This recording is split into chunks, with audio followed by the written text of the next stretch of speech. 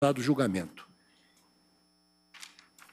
Nós encerraremos, como combinado, às 17 horas pontualmente. Vamos agora, então, deixar as questões que demandam quórum para uma outra oportunidade. E, a pedido do ministro relator, Gilmar Mendes, eu chamo o segundo agravo regimental na ação penal 671 do Amazonas.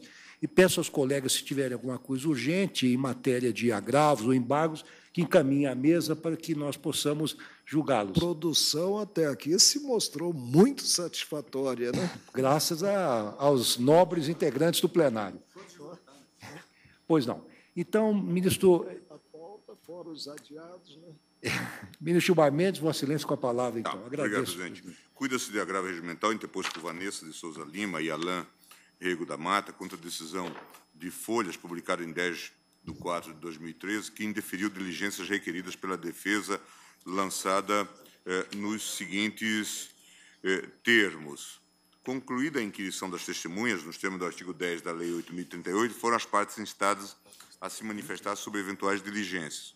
O Ministério Público requereu a expedição de ofício à segunda Câmara Criminal do Tribunal de Justiça do Amazonas para que encaminhe em atendimento à decisão de Folhas e ao ofício de Folha, cópia integral digitalizada do processo 001-08-245471, Operação Centurião, e das mídias relativas à interceptação telefônica realizada naqueles autos.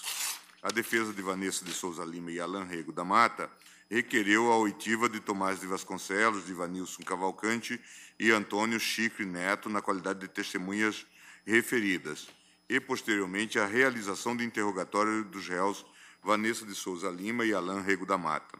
Ainda requereu a expedição de ofício ao Tribunal de Justiça do Amazonas para que encaminhe relatório das movimentações processuais nos autos 001, 09, 250, 255, dígito 6, e preste esclarecimentos sobre as alterações de numeração. A defesa de Carlos Alberto Cavalcante de Souza requereu a realização de novo interrogatório do acusado. A defesa de Fausto Souza Neto requereu a expedição de ofício ao Tribunal de Justiça do Amazonas para que encaminhe cópia de registros integrais nos processos tais, inclusive relatório cronológico dos lançamentos, oitiva das testemunhas referidas, Thomas Augusto Correia, José de Ivanilson Cavalcante Júnior, Moacir Jorge Pessoa da Costa e Mário Saboia de Albuquerque Neto, e, por fim, novo interrogatório do ora acusado. A Defensoria Pública da União, atuando em favor de Mário Rubens Nunes, informou não ter diligências a requerer. A defesa dos demais acusados, embora regularmente notificada, nada requereu. Primeiramente, observo que a fase processual prevista no artigo 10 da Lei 8.038, assim como previa o artigo 499 do Código de Processo Penal, revogado pela Lei 11.719 de 2008 e prevê o atual 402 do Código de Processo Penal, circunscreve-se às diligências cuja necessidade ou conveniência se origine de circunstâncias ou fatos apurados na instrução. A fase é de complementação e não propriamente de instrução. Com efeito, não se justifica a oitiva das testemunhas referidas. Porque duas delas, Thomas Vasconcelos e José de Ivanilson, já estavam arroladas como testemunhas de acusação, sendo que José de Ivanilson já foi inquirido e Thomas de Vasconcelos dispensado com a anuência das defesas. Portanto, tiveram as partes a oportunidade para inquirirem testemunhas. Os nomes das outras duas testemunhas referidas, Moacir e Mário, já eram conhecidos e sabidos desde o início da ação penal. São réus em outra ação penal, fato também conhecido desde o início da instrução. Pelo terceiro fundamento, as referências factuais afirmadas pelas testemunhas inquiridas, Paulo Sérgio de Oliveira, Raimundo Acatal Sul, Dantas da Costa, Einstein, Rebouças Tomé Praciano, não inovaram o quadro fático descrito nos autos ou as circunstâncias já conhecidas. Por sua vez, as alegadas contradições inserem-se no juízo de valoração das provas. Observo ainda que, nos depoimentos referidos, qualquer necessidade de oitiva ou de renovação da oitiva das testemunhas, não observo qualquer necessidade de oitiva ou de revogação da renovação da oitiva de testemunhas pretendidas. Os depoimentos circunscreveram-se a fatos outros, prisão de Moacir e Mário, que não são objeto da apresentação. E tanto é assim que a defesa sequer logrou justificar a real necessidade da oitiva, apegando-se apenas às referências nominais e possíveis contradições sem especificar os fatos que reclamam esclarecimento. Ademais, como antes afirmado, todos os nomes e o próprio fato, prisão e remoção de Moacir e Mário já eram de conhecimento das partes desde o início da ação penal. Por outro lado, inexistiu, como pretensamente alegado, inversão tumultuária do processo. Advida-se que não se aplica o rito comum estabelecido no Código de Processo Penal às ações penais originárias, cujo rito procedimental encontra-se previsto na Lei 8.038. E, no caso, em face da prerrogativa do foro de um dos denunciados, o processo teve início perante o Tribunal de Justiça. Assim, existindo o rito especial próprio, não se aplicam as regras do procedimento comum previsto no Código de Processo Penal, conforme expresso no parágrafo 2º do artigo 394. Por sua vez, nos termos do parágrafo único do artigo 235 do Regimento do Supremo, ao receber a ação penal oriunda da instância inferior, o relator verificará a competência do Supremo, recebendo-a no estado em que se encontra. Logo, não demonstradas razões fáticas objetivas a justificar o pedido de repetição dos interrogatórios, desnecessário se mostra a repetição de atos processuais validamente praticados. E aí eu cito, inclusive, a questão de ordem suscitada na ação penal 470, pedido de novo interrogatório, especialidade da Lei 8.038, cujos dispositivos não foram alterados, em deferimento. Inconformada com o indeferimento das diligências requeridas, oitiva de testemunhas referidas, novo interrogatório e expedição de ofício ao Tribunal de Justiça do Estado do Amazonas, a defesa recorre da decisão sustentando, em síntese, que a oitiva das testemunhas referidas, não examinadas sob a ótica do deferimento da juntada dos autos, da cópia dos autos, Operação Centurião e das mídias relativas à interceptação telefônica, é imprescindível ao exercício do direito contraditório e da amplitude de defesa. Que a realização do novo interrogatório é direito dos agravantes, pois, tendo o processo iniciado sob a égide do Código de Processo Penal, com a subida dos autos a esta corte, prevalece o rito comum, sendo vedado transmudar o rito especial, principalmente quando demonstrado prejuízo à defesa, e que, sendo reconhecida a prevalência do Código de Processo Penal, ao caso, em razão da competência inicial da primeira instância judicial, há que se reconhecer de igual modo a inversão tumultuária do processo e que esta inversão trouxe grave prejuízo à defesa, cerceando o direito dos agravantes de se defenderem das acusações impostas em sede de depoimento de testemunha de acusação. A juntada dos autos da Operação Centurião, a pedido do Ministério Público, é extemporânea e inoportuna, não logrando a defesa identificar utilidade e necessidade, inclusive porque nenhum dos acusados foi alvo de tal operação. A expedição de ofício ao Tribunal de Justiça do Estado do Amazonas revela-se necessária e útil para o exercício do direito de defesa, pois foi enviada à Suprema Corte versão integral dos autos, porém várias páginas sem assinatura aparentam terem sido juntadas irregularmente, misteriosamente juntadas, quando da subida dos autos. Esse é o relatório, presidente, e eu passo então ao voto dizendo o seguinte. Conforme relatado, a defesa dos acusados Vanessa e Alain insurge-se contra a decisão de Folhas, que indeferiu os pedidos de oitiva de testemunhas referidas, realização de novo interrogatório e de expedição de ofício ao Tribunal de Justiça do Amazonas, para que encaminhasse o relatório de movimentação processual dos autos e prestasse esclarecimentos sobre as alterações de numeração de folhas. Examinando as razões de recurso, observo que os agravantes não lograram justificar a real necessidade e utilidade das providências requeridas.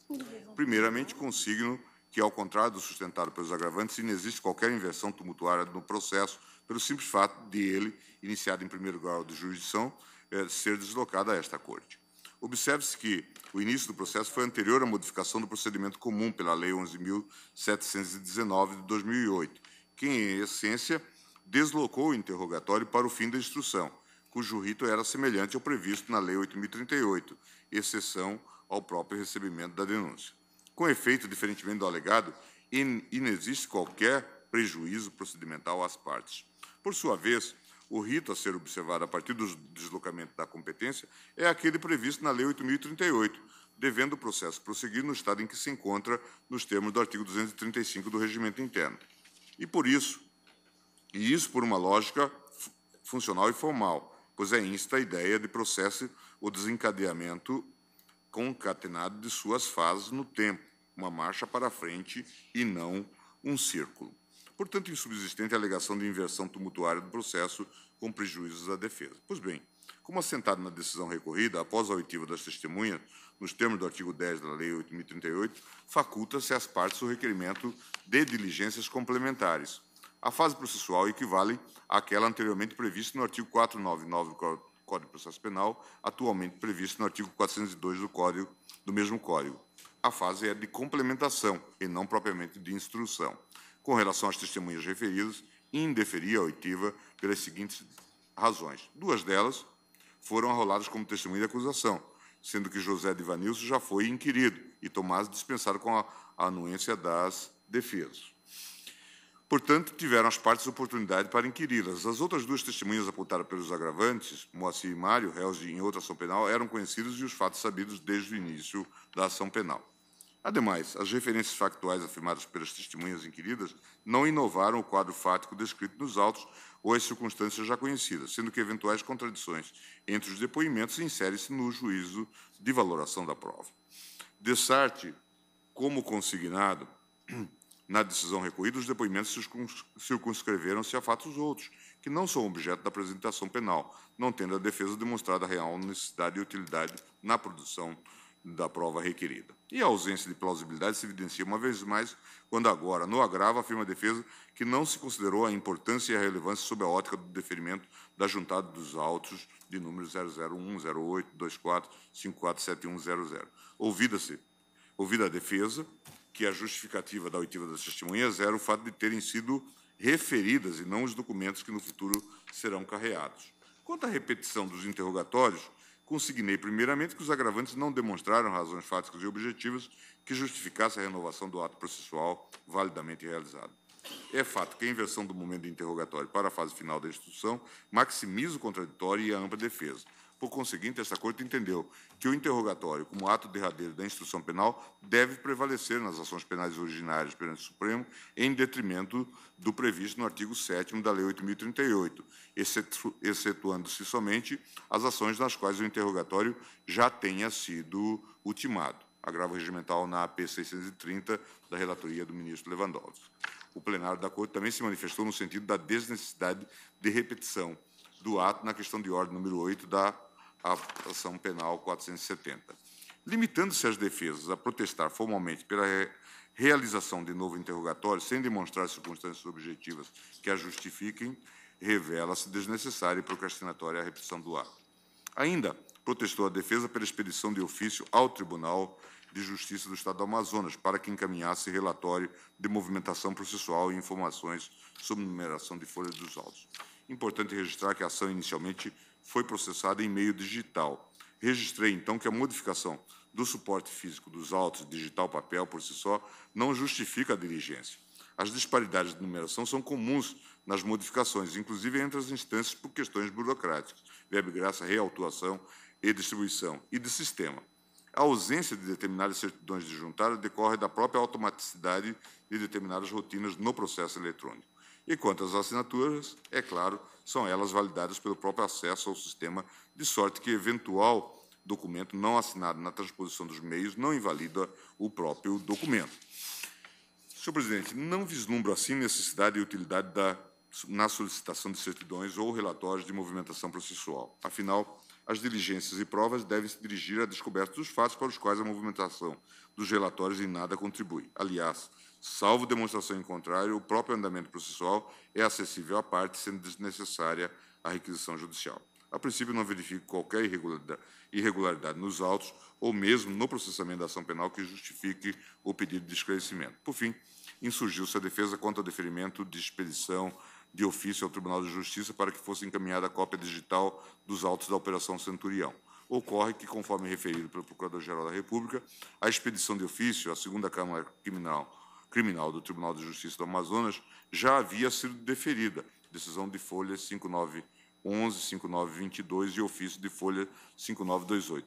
Assim, apenas determinei a reiteração da solicitação. Por essas razões, voto no sentido de negar provimento ao agravo. Consulta os pares, não há divergência, negar provimento ao agravo.